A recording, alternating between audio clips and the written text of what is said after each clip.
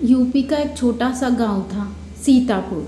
यहाँ पर सभी गांव वाले इकट्ठा होकर आपस में कुछ बातें कर रहे थे। तब तभी गांव का एक आदमी बोला, अरे देख रहे हो गांव वाले, अब हमारा गांव कितना खाली होता जा रहा है।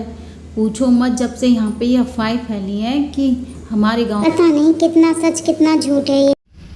तभी गांव की एक औरत बोली, अरे हाँ भैया, आप सही कह रहे हो। वैसे भी यहाँ पर इतनी सारी चीज़ें होती हैं। रात को तो यहाँ पे चुड़ैल की हंसने की आवाज़ भी आती है, कभी कभी रोने की आवाज़ आती है।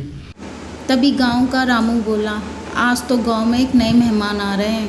मुझे राम ने बताया कि एक राहुल नाम के सर हमारे गांव में रहने आ रहे हैं। ये सब बातें गांव वाले आपस में कर ही रहे होते हैं। तभी राहुल आके उनसे पूछता है, नमस्कार भाई साहब, यहाँ पर मुझे राम ने भेजा है, कमरा किधर है। तो सभी गांव वाले आपस में मिलके बात करते हैं और उनसे कमरे के बारे में बताते हैं, आपस में सारी जानकारी ले लेते हैं। राहुल उस कमरे को देख के कहता है, अरे वाह, कितना अच्छा कमरा है, मुझे तो ये कमरा बहुत पसंद आया। राहुल अपना सामान लेने चला जाता है। सभी गांव वाले आपस में बात कर रहे हैं कि पता नहीं राहुल बाबू कैसे क्या रहेंगे, ये तो सब जाने। राहुल सारी चीज़ें जानकर कमरे में आ जाता है। जैसे ही वो कमरे में आता है और देखता है कमरा तो बहुत अच्छा है, मैं तो यहाँ पे बहुत अच्छे से रहूँगा, चलो सब कुछ बढ़िया हो गया।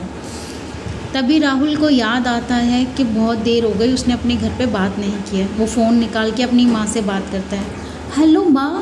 माँ, मुझे रहने के लिए बहुत अच्छा रूम मिल गया है, वो ऑफिस के पास में ही है माँ। और यहाँ गांव वाले सब लोग बहुत बढ़िया हैं, सब कुछ सब अच्छा है माँ।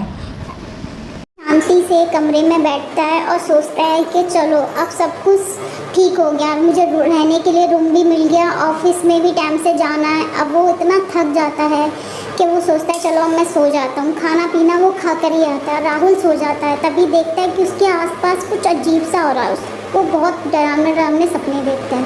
वो सपने में देखता है एक लड़की उसके पास बैठी है और वो खड़ा होकर उससे बातचीत कर रहा है। तब राहुल ये सोचते हैं कि सपना नहीं, ये तो हकीकत है, ये हकीकत में उसके सामने खड़ा है। वो देखता है उसके चारों तरफ भूत ही भूत हैं। अब वो लड़की पता नहीं क्या बोल रही है, उसको कुछ समझ में नहीं आता है। तभी वो अचानक से खुद को देखता है कि मैं सच में सपना देख रहा हूँ क्या हकीकत है, उसे कुछ समझ में नहीं आता है।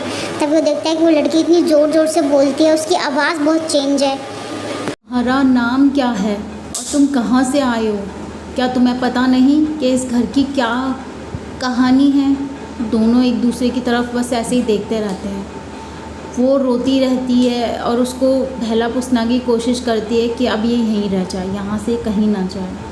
रजनी उसको बहुत पसंद करती है, राहुल को। वो देखती है कितना अच्छा लड़का है ये, पता नहीं यहाँ के कैसा फंस गया है। लेकिन रजनी के दिल में अभी भी वो पुरानी आग थी, उसके दिल में एक बदला था, वो उसे छोड़ना नहीं चाहती थी।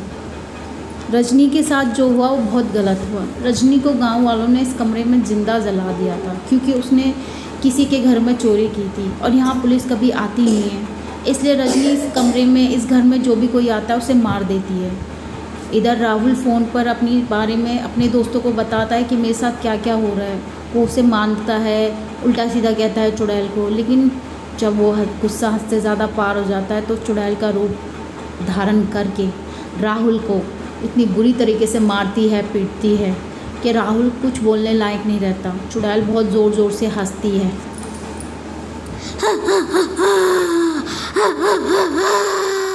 मैं तुम्हें नहीं छोड़ूंगी, बिल्कुल नहीं छोड़ूंगी, कभी नहीं छोड़ूंगी।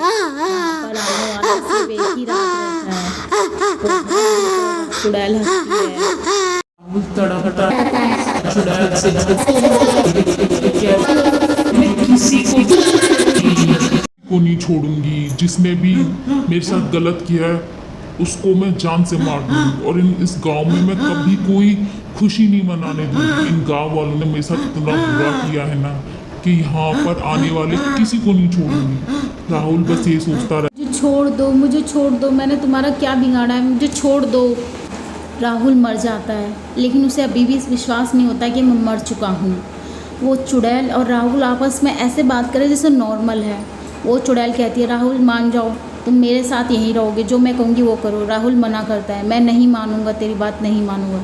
चुड़ैल गुस्से में आके पूरे घर में आग लगा देती है और सब कुछ धीरे धीरे जलने लगता है, सब नष्ट हो जाता है। चुड़ैल हंसते हुए कहती है कि ये कमरा सिर्फ एक रात के लिए और तू एक रात के लिए ही रहेगा।